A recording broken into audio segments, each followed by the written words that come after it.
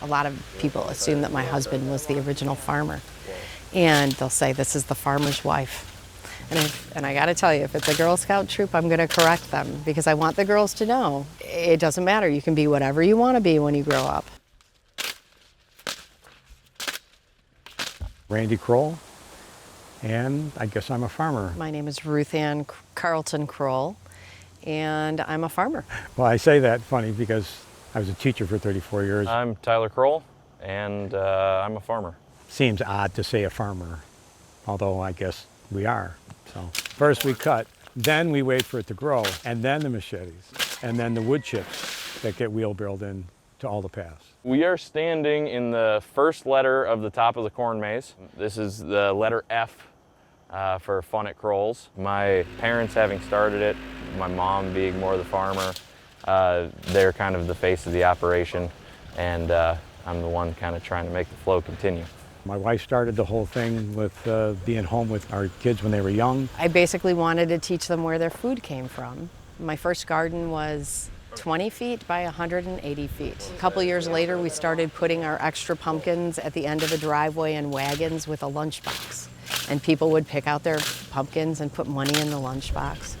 Eventually, we added the farm animals. And then we added the corn maze. We kind of do it old school where it's all done by hand. This is last year's maze, so you can kind of see some of the work that goes into making the maze on the picture.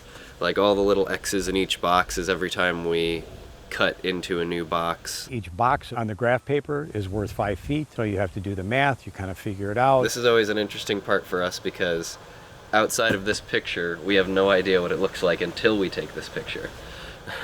And so we cut it out and we hope for the best. And we hope we spelt everything correctly. That's usually the big thing. At this point, yeah, we don't know the maze that well. Once we get through with wood chipping and you bring it in a wheelbarrow at a time, you learn the maze. Anything that's cut down in here gets put back in the field. That way we're not taking nutrients up and out. We're an ag education farm, so when you come here, you're always learning something new. The topic this year will be about Illinois farming, the history of Illinois farming. I start back with how we got our rich soil in Illinois, kind of work my way through the Native Americans to the immigrants to technology involved in farming. We do have a number of animals. We probably have about 60 chickens, 36 goats, 6 or 7 sheep, 4 alpaca, 5 turkeys, I think I hit them. Oh, miniature donkeys and a miniature horse.